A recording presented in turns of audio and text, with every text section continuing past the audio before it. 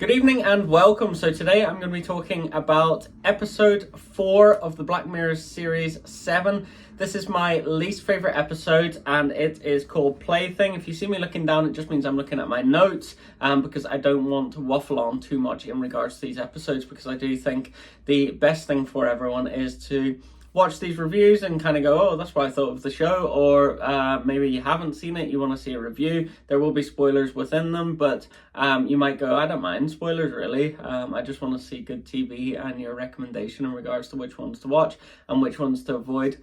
So Plaything, I've got here an eccentric called Cameron, obsessed with a video game called Thronglets. So essentially we have this kind of eccentric character called Cameron. He's very enthusiastic about video games. He has it as his career that he writes reviews for them.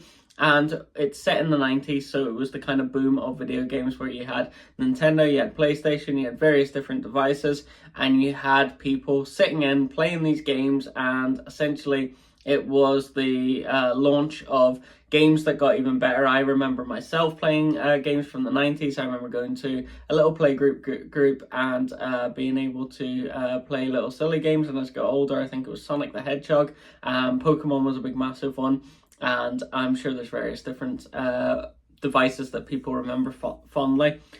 Familiar faces in this: Peter Capaldi, who rose to fame through the thick of it, I believe, and also Doctor Who. Very good actor.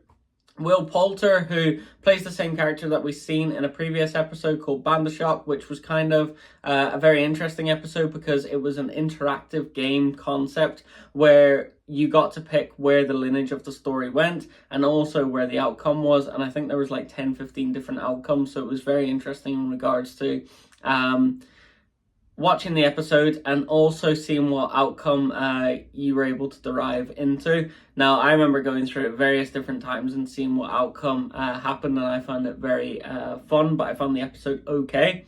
Josh Finnan, who I seen recently, and I believe the Responder. I think he played kind of the same character in this, but very good performance. Will Poulter, who played the Bandershock, like I mentioned. Will Poulter's a very good actor. I think he's tipped to be one of the favourites to be James Bond, which I can cover in a next kind of installment in regards to who I would want to play James Bond. And Lewis Gribben, who plays the young Peter Capaldi. And I thought his performance was absolutely fantastic. I thought the way he played the character, the nervous exterior that he had, that reflected well on kind of like the Stronglets community that he was growing in the game, and it kind of reflected the dictatorship that he was able to control their lifestyle, whilst in the real world he was very much a minor character, that he was very nervous, he was very anxious, he kind of just went with what people done. We got to see this through Josh Finnan's character called Lump, where he essentially got him into taking ecstasy due to peer pressure. His boss very much bullies him around to what topics he can cover and what he can talk about. So we've seen this external character, very nervous, very frantic, very much like, oh my god, I don't want to step on anyone's toes, I don't want to talk to anyone. He's very much perceived as a loner. And then this kind of in-game version of a dictator, where he is the ruler of the land. All these Stronglets kind of look up to him, and we've seen this as he got older. Spoiler alert.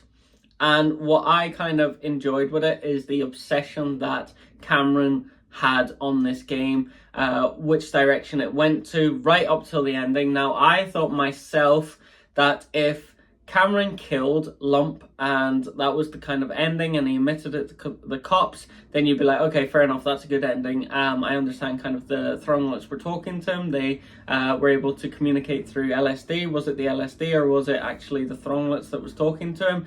And he killed Lump due to his obsession of this game and kind of this push of dictatorship, that he was losing power because Lump was able to kill the Thronglets and do what he wanted, and he didn't like that at all, and this was his little community. So I would have been happy that it would have ended there, but unfortunately it didn't, and it is what it is. I can only say from my perspective of what my point of view would have been, but the Thronglets have taken over humanity. Peter Capaldi was able to draw this like QR code, which resonated with one of the security cameras, which infiltrated the whole system, and the Thronglets sent out this kind of like screeching voice that was very frustrating. But yeah, I just thought the ending was not great, and that's what kind of created my least favorite episode in the Black Mirror series 7. If you are interested in watching the Black Mirror episodes, I would say my favorite that I'm going to talk about next, Eulogy, is the one to watch. But yeah, you can leave this one out if you are trying to just watch the best episodes of Black Mirror, and I will come up with kind of my rundown of 1 to 5 or 1 to 10 of my favorite Black Mirror episodes ever. But thank you very much for watching, really appreciate that, and if you did enjoy the video, then subscribe, like, all that good stuff. Thank you. Bye.